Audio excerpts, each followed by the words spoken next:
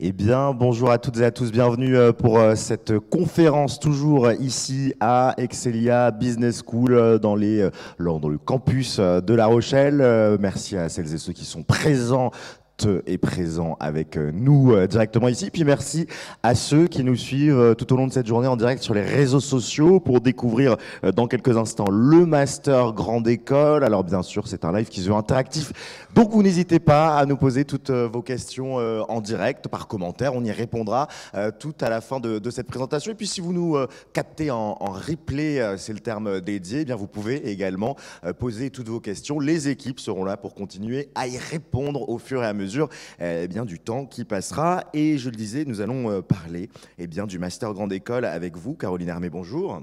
Bonjour. Vous êtes la directrice du Master Grande École. Alors, peut-être pour une entrée en matière, est-ce que vous pouvez nous présenter un petit peu, nous représenter pour celles et ceux qui n'auraient pas toutes ces informations, Excelia Business School, et puis nous parler de manière un peu générale de ce Master? Alors tout à fait, alors je suis la directrice du Master Grande École. Le Master Grande École est le programme historique d'Excelia. Alors Excelia, c'est un groupe associatif d'enseignement supérieur qui a plusieurs écoles. Donc le vaisseau amiral qui est la Business School, qui est l'école historique, mais aussi des écoles dites spécialisées, une plutôt orientée sur le tourisme, l'autre le digital, une autre école qui est une pépinière d'écoles. Voilà, on prépare les futures écoles, les écoles de demain, et une école qui est plutôt tournée sur la formation continue, l'Executive Education. À la tête d'Excelia, Bruno Neil, et à la tête du vaisseau amiral, notre patron en direct, à nous, Sébastien Chantelot, qui est le directeur de la Business School. Alors, s'il fallait présenter l'école en quelques chiffres significatifs, nous représentons quand même un peu plus de 5000 étudiants qui sont répartis sur 3 campus, La Rochelle, Tours et Orléans. Nous avons aussi 2 campus associés, un à New York et l'autre à Pékin. Pratiquement 80 nationalités présentes sur site, 100 enseignants-chercheurs, des enseignants-chercheurs avec une parité remarquable, puisque nous avons 50% d'hommes, donc 50% de femmes, 50% de profs français et 50% d'enseignants internationaux. On travaille avec 200 partenaires à travers le monde, 200 universités partenaires. 40 000 alumni, c'est-à-dire des diplômés, pour montrer un peu la force du réseau. Et nous avons 57 associations, donc une vie étudiante qui est très présente. Et des accréditations aussi au niveau de l'établissement et des diplômes. Tout à fait. Donc il y a des chiffres qui qualifient toujours un groupe, mais il y a aussi d'autres critères qui permettent de qualifier un groupe, entre autres ces accréditations. La première d'entre elles, c'est que nous sommes membres de la Conférence des grandes écoles. Il faut savoir qu'à peu près sur 340 établissements ou de formation au management, seuls 30 font partie de la Conférence des grandes écoles. Donc vous voyez, il y a déjà une réduction extrêmement forte. Notre diplôme à nous, au niveau du Master Grande École, est un diplôme qui est visé. Donc c'est un diplôme délivré par le ministère de l'Enseignement supérieur et de la Recherche. C'est aussi un diplôme qui confère le grade de master, qui est le diplôme le plus élevé de l'enseignement supérieur. Au-dessus, il y a un titre, le doctorat. D'autres accréditations viennent compléter aussi ces accréditations nationales. Ce sont les accréditations internationales. Donc nous avons les 3, en bas, EQUIS et SISB, ce qui fait que nous faisons partie des 1% d'institutions à travers le monde qui avons cette triple couronne.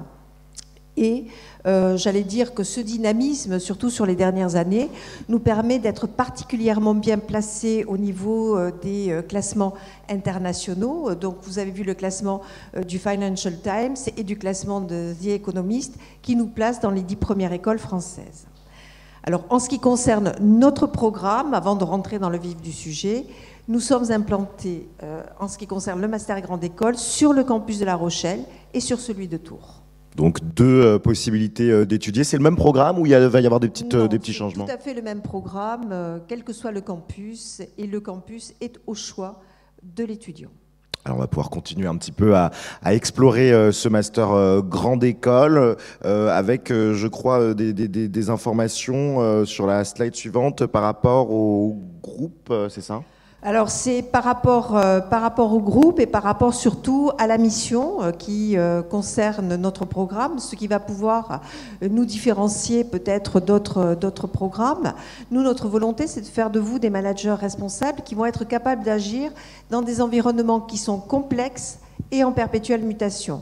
Alors, complexe parce qu'on est dans des environnements qui sont soumis à des ruptures de plus en plus rapides. Hein. Ce sont des ruptures qui peuvent être politiques, sociologiques, économiques, sanitaires, technologiques, donc des ruptures auxquelles il faut que l'on s'adapte en permanence. Et ça va être vraiment le maître mot en ce qui nous concerne, puisque l'on sait que 65% des métiers qui vont exister en 2035 n'existent toujours pas. Donc l'adaptabilité, vraiment, est le maître mot et c'est la qualité première qui est attendue par les entreprises lorsqu'elles sont en phase de recrutement. Ce qu'elles attendent de leurs collaborateurs, en numéro 1, c'est la qualité d'adaptation. Et vous voyez que ça n'a pas beaucoup changé depuis Darwin, hein, puisque on sait depuis le milieu du 19e siècle que ce ne sont pas les espèces les plus intelligentes et les plus fortes qui survivent, mais celles qui sont capables de s'adapter, et c'est toujours la réalité au niveau de l'entreprise. Ce qui veut dire, si on comprend bien pour les futurs étudiants, que vous les préparez, parce que parfois il y a ce côté voilà, un peu idyllique de certaines écoles qui disent bah voilà, on vous apprend à devenir le leader de demain, ce qui est le cas, voilà, mais vous leur dites oui, on va vous faire rêver, on va vous apprendre beaucoup de choses, mais il faut aussi être en prise avec le monde dans lequel on vit, qui est un monde de contraintes sanitaires, qui est un monde demain peut-être d'enjeux climatiques. Vous les placez vraiment dans le monde d'aujourd'hui, quoi. Tout à fait, c'est-à-dire que c'est un monde qui évolue très rapidement et ça va être la force justement du programme Grande École, c'est de travailler sur plusieurs leviers pour leur permettre de s'adapter à toutes les situations qu'ils vont trouver. Alors bien évidemment, comme toutes les écoles, on va travailler sur ce que l'on appelle les technical skills, c'est-à-dire vraiment les enseignements fondamentaux. Vous allez faire du marketing, vous allez faire de la finance, vous allez faire des ressources humaines, vous allez travailler l'entrepreneuriat. Donc ça, vous allez le faire quelles que soient les écoles dans lesquelles vous allez intégrer et quel que soit le type de programme de management, de business que vous allez faire. Ce qui va faire la différence entre, par exemple, un bachelor et un programme grande école, et ce qui va faire la différence aussi au niveau des programmes grande école, entre les différentes écoles, ça va être ce que l'on appelle, pardon, décidément les slides vont très très vite, donc ça, le technical skills vont faire véritablement le socle, mais ce qui va faire la différence, c'est véritablement la capacité que vous allez avoir à évoluer dans ces environnements complexes et en perpétuelle mutation. Donc on va travailler sur les soft skills et chaque école va développer, j'allais dire, sa propre philosophie par rapport à ces soft skills. Alors en ce qui concerne Excelia, puisqu'on est là pour parler de notre groupe et de notre programme, notre volonté, c'est de véritablement travailler sur notre ADN et on a été créé pour ça. C'est-à-dire sur des valeurs qui sont des valeurs de partage, d'humanisme, de responsabilité, d'engagement. À ces valeurs, on a mis en place aussi, j'allais dire, un positionnement qui est lié à notre environnement économique, sociologique, et qui est composé de RSE, d'éthique, de développement durable, et ça nous a permis vraiment de bâtir une stratégie et des programmes qui ont tout l'humain au cœur du dispositif. Qu'est-ce que ça veut dire concrètement? Qu'est-ce que ça change de remettre l'humain au cœur du dispositif? Alors, l'humain au cœur du dispositif, c'est-à-dire que chaque fois, on va retrouver l'humain au centre de nos enseignements de management, mais aussi au centre des enseignements de sciences humaines et sociales, au centre des enseignements dits techniques et au centre des missions dites d'engagement, les missions qui peuvent être des missions citoyennes, la mission climaticité ou humacité. Quel est votre rôle en tant que leader dans les organisations? Quel est votre rôle aussi et quel va être l'impact de vos décisions dans le pilotage de la transformation digitale des organisations? Donc chaque fois, agir en tant que manager responsable, donc avec cette ouverture sur le monde et sur les autres. Alors bien évidemment, on est une école, ça signifie que vous allez apprendre, il y a des matières académiques, mais vous allez aussi apprendre à interagir avec un environnement qui est un environnement professionnel. Cet environnement professionnel, il peut être en France, il peut être à l'étranger, donc il faut qu'il y ait cette mobilité aussi qui va s'exercer tout au long de votre scolarité entre la France et l'international.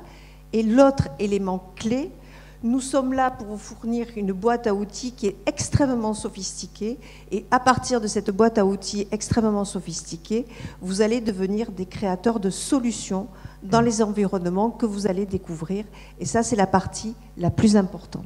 Et là, on va faire un focus et on va zoomer un peu sur le programme et la décomposition de ce programme. Comment ça se décompose justement? Quels vont être les différents parcours accessibles? Alors, au niveau du programme, donc on va prendre le programme dans son sens le plus large, puisque vous savez que ce programme est disponible post-bac, donc il dure 5 ans post-baccalauréat, mais il y a plusieurs niveaux d'entrée. Vous pouvez rentrer en première année, deuxième année ou troisième année, ou même, si vous décidez d'intégrer le niveau master, vous pouvez rentrer sur la partie M1. Donc, 5 années de formation qui se décomposent en 2 cycles. Un premier cycle qui est le cycle licence et le second cycle, le cycle master. Au niveau du cycle licence, nous allons voir tout ce qui concerne les fondamentaux du management, les fondamentaux des sciences humaines et sociales, les langues, bien évidemment, et l'ouverture au monde et aux autres.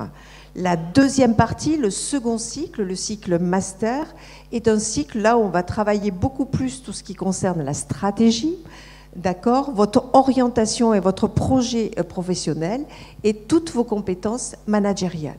Alors on peut rentrer un peu plus dans le détail par rapport à ça, puisque on va vous présenter, mais même si vous avez bien évidemment tout le détail et le contenu de cours sur notre site internet.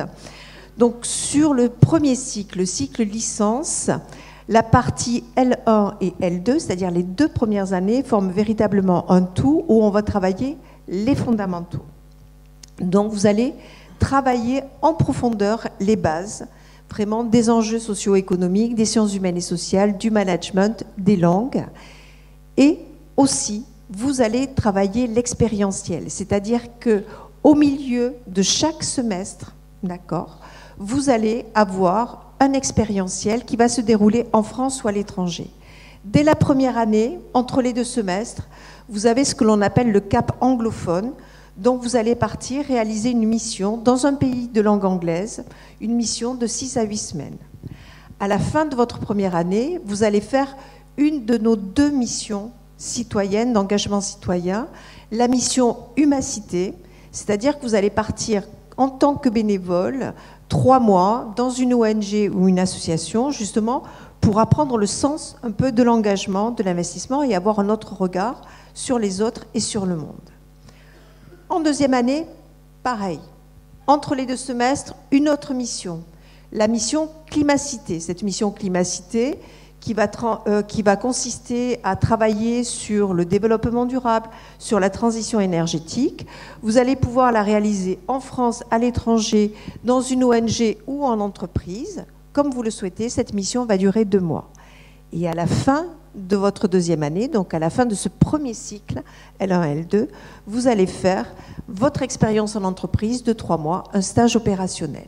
Donc vous voyez, déjà, sur 2 ans, une année qui est bien fournie au niveau académique et surtout 4 périodes expérientielles extrêmement riches.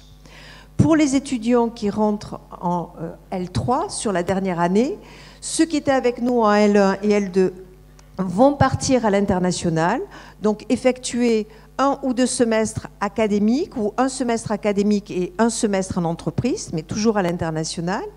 Et ceux qui nous rejoignent en 3e année, qui viennent par exemple de classe prépa, puisque c'est à ce niveau-là que nous intégrons les élèves de classe prépa, eux vont rester en France, vont avoir un programme spécifique sur le management, les enjeux géopolitiques, sociétaux, et ils vont aussi réaliser les 2 missions qui sont l'ADN véritablement de notre programme, la mission Climacité et la mission Humacité, avec cerise sur le gâteau, une des 2 missions qui va se réaliser forcément à l'international.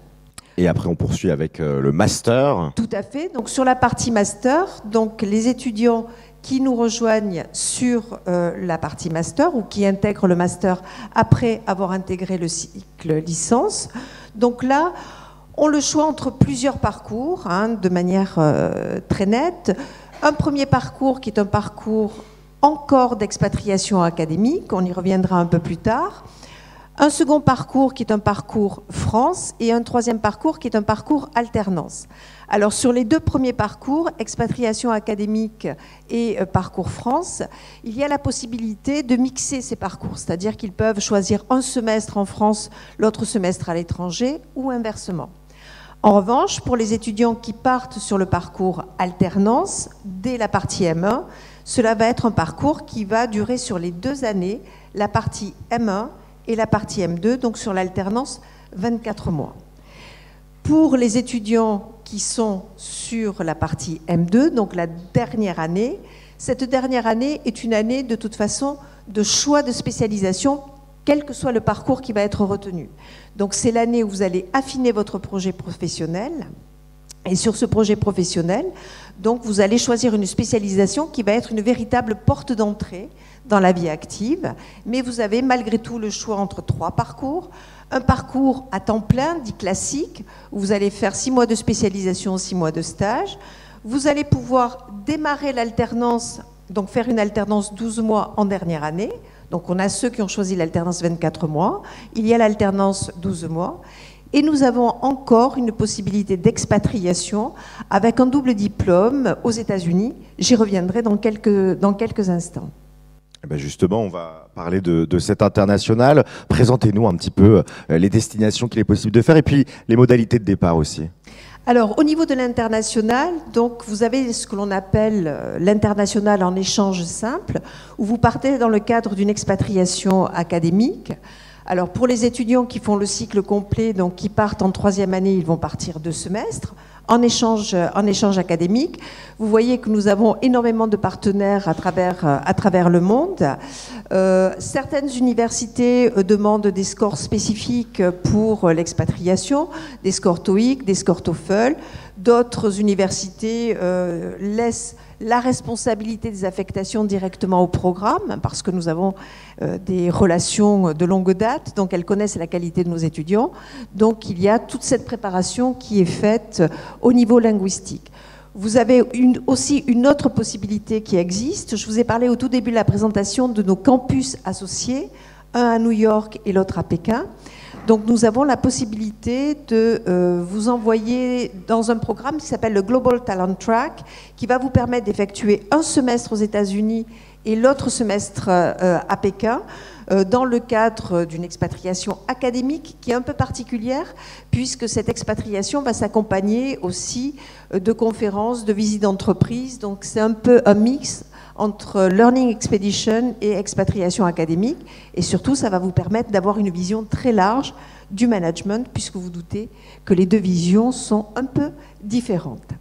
Troisième possibilité d'expatriation en ce qui nous concerne, c'est une expatriation qui va concerner l'expatriation en M1. Donc si vous souhaitez faire un double diplôme chez nous, ce double diplôme va s'effectuer pour la majorité de nos destinations. Vous voyez, nous avons 11 doubles diplômes. Pour 10 doubles diplômes, cette expatriation va se faire en M1, sauf pour le double diplôme MBA Pittsburgh, qui là va se faire en M2, pour une raison toute simple, c'est que ce double diplôme vous donne la possibilité de rester sur le territoire américain une année supplémentaire avec une carte de travail. Donc c'est la raison pour laquelle c'est placé en dernière année. Donc vous voyez, il y a vraiment plusieurs formules pour la partie internationale. On va parler maintenant de la spécialisation en business development. Qu'est-ce que c'est concrètement ? Alors, pour les étudiants qui choisissent de rester en France, soit au premier semestre, soit au second semestre, soit les 2 semestres, pour la partie business développement. Donc sur le premier semestre, donc il va y avoir effectivement des cours et des enseignements de tronc commun liés au développement des affaires, management agile, aux stratégies internationales, mais il va y avoir aussi un projet qui va durer tout au long du semestre et qui va permettre aux étudiants de travailler véritablement en situation réelle, soit tant que consultant, soit en tant que créateur d'entreprise, soit en tant que repreneur d'une des associations du groupe, soit en tant que futur enseignant-chercheur. Donc ces 4 postures vont durer un semestre. 2 d'entre elles sont liées à un double diplôme, à un diplôme universitaire, le diplôme universitaire entrepreneuriat pour ceux qui souhaitent créer leur entreprise et le diplôme universitaire recherche pour ceux qui se destinent à un doctorat après notre programme. Il y a quelque chose d'assez qui peut peut-être paraître surprenant notamment pour les parents, c'est cette notion de manager associatif, parce que on en parlait, il y a une vie associative qui est très riche sur les différents campus d'Excelia enfin, faire partie d'une association, c'est une expérience qui se valorise. On est manager. Ah, tout à fait, c'est une expérience qui se valorise. En plus de ça, nous avons vraiment, et je pense que les étudiants pourront en parler lorsque vous les rencontrerez, ça représente, nos associations représentent, on va dire, à peu près 800 collaborateurs et un peu plus de 1 million d'euros. Donc c'est une véritable responsabilité. Lorsque vous prenez en charge une association, qu'elle soit événementielle, qu'elle soit sportive, caritative, voilà, sur un événement sportif, vous avez une réelle responsabilité, vous encadrez des gens, vous avez un budget à tenir. Donc c'est une véritable expérience et les recruteurs sont très friands justement de cette expérience-là. On va poursuivre sur sur le second semestre. Les étudiants qui choisissent d'être avec nous en M1 sur le second semestre, là aussi des modules de tronc commun, toujours liés au business développement, mais surtout c'est un semestre qui va leur permettre de façonner un peu leur CV à leur goût, c'est-à-dire de choisir des cours qui les intéressent plus spécifiquement. Par exemple, un étudiant qui dit mais moi ce qui m'intéresse c'est le marketing et que le marketing, va pouvoir choisir des électifs en lien à la fois avec le marketing et avec nos impératifs stratégiques, vous voyez là, de manière verticale. Donc ils vont devoir travailler sur les data, l'humanité, la recherche, l'innovation, l'international, mais sur la thématique du marketing. D'autres étudiants, par exemple, vont pouvoir décider de varier les plaisirs et de choisir des électifs un peu sur toutes les thématiques. Alors tous les ans, vous avez entre 70 et 90 électifs qui vous sont proposés en français et en anglais pour vous permettre justement d'adapter votre CV et votre centre d'intérêt véritablement à votre projet professionnel. Et le troisième parcours, puisque je sais déjà ce que vous allez me poser comme question, l'alternance. L'alternance chez nous, c'est une partie qui est extrêmement importante. On a pratiquement 800 étudiants qui sont en alternance sur la partie M1 et M2, donc vous voyez un volume important. Le rythme chez nous, c'est 1 semaine de cours, 3 semaines en entreprise. Alors, je ne reviens pas sur les avantages de l'alternance. Vous êtes salarié, les frais de scolarité sont pris en charge par votre entreprise.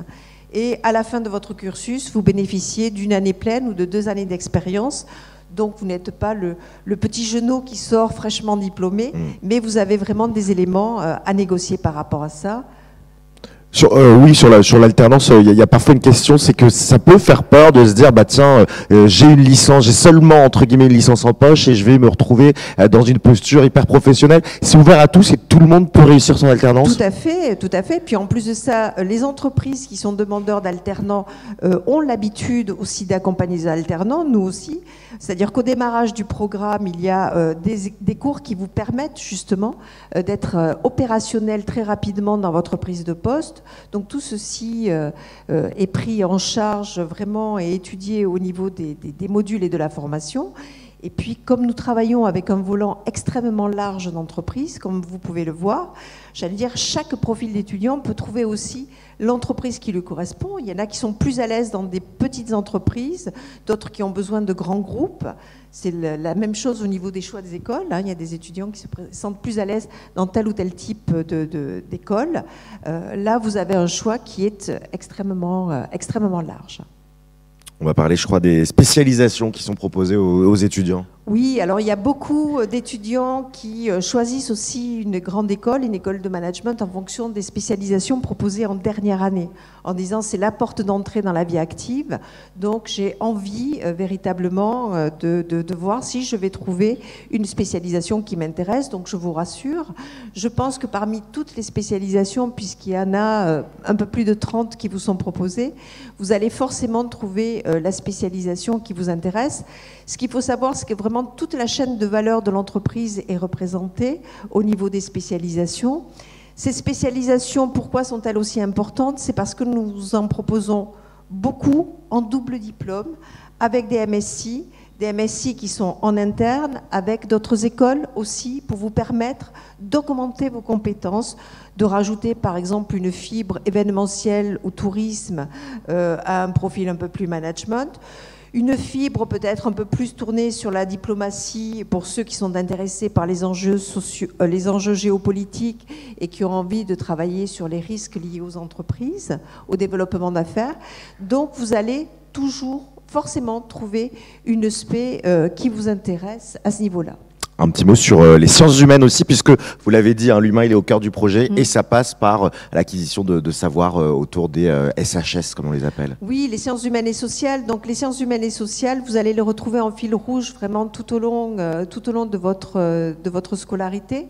Vous allez les retrouver en fil rouge et puis surtout c'est un socle vraiment de culture et d'approche des autres et de la manière de fonctionner en groupe qui va vous aider tout au long de votre scolarité. Et vous voyez au niveau de toutes les étapes et surtout au niveau de toutes les étapes expérientielles que vous allez vivre tout au long de votre scolarité. Donc ces sciences humaines et sociales pour nous sont véritablement fondamentales au niveau du socle d'enseignement et de formation d'un futur manager. Un point aussi, on va pouvoir continuer sur l'accompagnement personnalisé que vous faites aux étudiants. Alors, on en parle un peu depuis le début des conférences pour ceux qui étaient déjà avec nous sur les précédentes, mais on a parfois cette image des grandes écoles comme un endroit un petit peu anonymisant où on ne se sent pas forcément à sa place, on pense à des amphibondés. Chez Excelia Business School, il y a vraiment cette volonté de faire du sur-mesure. Tout à fait, ça fait partie une fois de plus de l'ADN de départ d'Excelia. Alors même si le master grande école représente 1700 étudiants, donc c'est pas mal, nous avons la prétention, et les classements internationaux nous montrent qu'on y arrive, de nous adapter véritablement à chacun de vos parcours et surtout à chacun de vos projets. Alors je vais rebondir un peu sur justement la slide qui est à l'écran. Vous voyez que vous avez finalement des choix à effectuer, que ce soit sur les choix de parcours académique comme sur les choix d'expérientiel tout au long de votre scolarité. Et par rapport à ces choix, bien évidemment, vous n'êtes pas seul parce que nous sommes à vos côtés. Alors on voit tout le temps les mêmes têtes, hein. Vous savez, au niveau des vidéos, on voit la directrice du programme, le directeur de la Business School, mais nous sommes une équipe extrêmement nombreuse, variée derrière. Il y a des services supports qui sont là vraiment pour vous coacher, vous mentorer et vous apporter toute l'expérience acquise au long de ces années et surtout tout le carnet relationnel qui existe. Pour une raison très simple, c'est-à-dire que même si il y a un parcours type qui est fait, puisque nous sommes un diplôme d'État, donc il y a bien évidemment un parcours type qui existe et qui dose de manière, on va dire, très équilibrée la vie en entreprise, la recherche, l'entrepreneuriat, l'aspect créatif, etc. Il y a certains d'entre vous qui vont avoir des profils peut-être un peu plus pigeons voyageurs, qui sur les 5 années de scolarité ou sur les 3 années qu'ils vont décider de passer chez nous, vont en effectuer 2 à l'international. D'autres qui vont profiter de leur formation pour avoir 2 années d'expérience en entreprise grâce à l'alternance, donc qui vont avoir un profil plus professionnel. Et d'autres qui vont se lâcher complètement au niveau de la créativité en lançant leur propre entreprise et profiter du fait d'être dans cet environnement sécurisé et bénéficier aussi des conseils de tous les enseignants-chercheurs pour développer justement leur entreprise. Donc ça, c'est la force véritablement de notre programme, de nous adapter à chacun d'entre vous, parce qu'il ne faut pas oublier que notre raison d'être, vraiment, et la seule raison d'être de notre existence, c'est votre employabilité et votre employabilité durable. C'est ce pourquoi les écoles existent par rapport à d'autres systèmes d'enseignement supérieur. Et justement, c'est un peu notre dernier point ensemble. Comment ça se passe, l'insertion professionnelle de vos diplômés? Alors, l'insertion professionnelle se passe très bien. Vous avez vu que les classements internationaux, que ce soit du Financial Times et de The Economist, montraient que la progression de carrière des diplômés d'Excelia était excellente, puisque ça nous place à la 9e ou à la 7e place des écoles françaises, donc un excellent rang. Alors, pour être tout à fait clair au niveau des statistiques, donc j'allais dire les statistiques que nous avons comparables à toutes les écoles sont les statistiques 2019, puisque vous savez qu'avec le Covid, c'est un peu plus compliqué d'avoir des stats. Ces stats sont faites par la conférence des grandes écoles,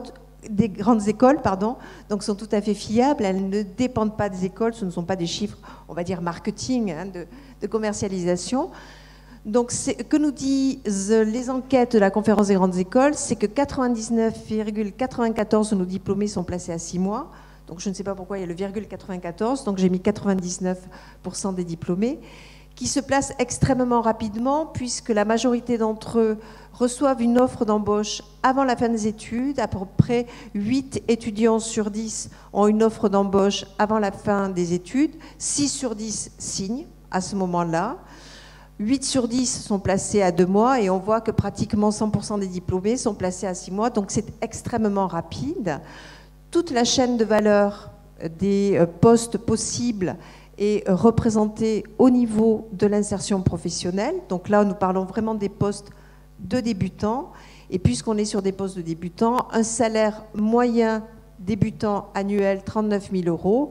Ce qui est important de voir, c'est qu'il y a une très forte progression de ce salaire, puisque 3 années après, il y a une progression de plus de 20% de ce salaire qui passe de 39 000 à 48 000 €. Donc vous voyez une progression qui est extrêmement forte. Et ben voilà pour cette présentation. Merci beaucoup Caroline. On va pouvoir passer à vos questions. Si vous avez des questions dans la salle, et puis si vous avez des questions, vous qui nous regardez en ligne, vous pouvez également les poser dans les commentaires. Nous avons notre micro volant qui passe. Alors est-ce qu'on a des premières questions dans la salle par rapport à tout ça? Oui, on a une première question ici. Bonjour. Quel pourcentage d'étudiants intègrent un MBA? Ils sont reçus. Le MBA Pittsburgh? Oui, ou l'ensemble des MBA, donc un double diplôme en fait. Ah, mais l'ensemble des doubles diplômes, c'est si tous les étudiants voulaient partir en double diplôme, j'allais dire ils pourraient le faire. Simplement, tous les ans, on a sur 11 universités qui sont en double diplôme, on a à peu près 5 étudiants par université qui souhaitent partir.